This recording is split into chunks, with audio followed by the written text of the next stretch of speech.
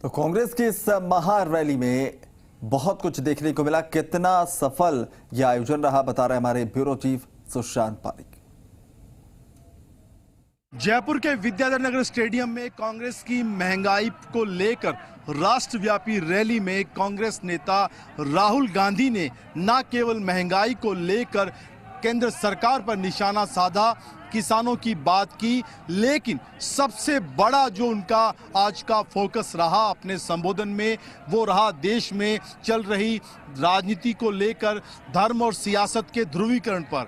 उन्होंने देश की जनता को ये समझाने की कोशिश की कि देश में हिंदू कौन है, हिंदुत्ववादी कौन है, और उन्होंने इसके लिए महात्मा गांधी और नाथूराम गोडसे का हवाला दिया।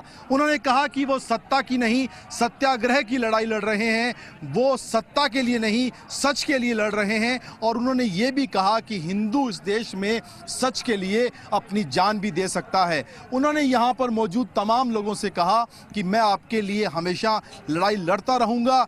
हालांकि इस कार्यक्रम में प्रियंका गांधी का संबोधन हुआ।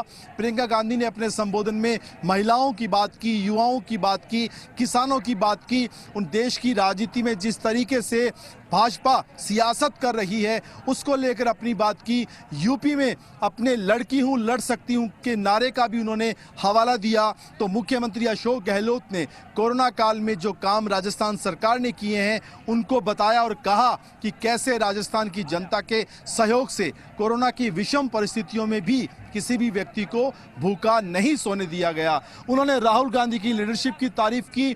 इस मंच पर बड़े नेताओं के अलावा अगर हम राजस्थान के नेताओं की बात करें तो पीसीसी चीफ गोविंद सिंह डोटासरा का संबोधन हुआ, सचिन पायलट का भी संबोधन हुआ, और दोनों ही नेताओं ने देश में वर्तमान में जो हालात हैं उसको लेकर अपनी बात की। राहुल गांधी, सोनिया गांधी, प्रियंका गांधी की लीडरशिप की तारीफ की। हालांकि इस कार्यक्रम में अगर हम आखिरी संबोधन की बात करें तो सीडब्ल्यूसी मेंबर रघुवीर मीणा ने संबोधन दिया।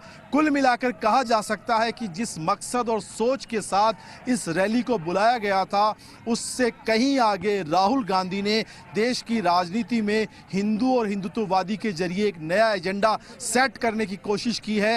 राहुल गांधी ने जो भाषण आज दिया है उसके जरिए वो चाहते हैं कि जिस तरीके से देश में खास तौर पे हिंदुओं में कट्टरता बढ़ रही है, भाजपा जिस तरीके से राजनीति में धर्म का घालमेल कर रही है, उसमें लोगों के बीच में संदेश जाना चाहिए कि गांधी का संदेश क्या है और गोडसे का संदेश क्या है।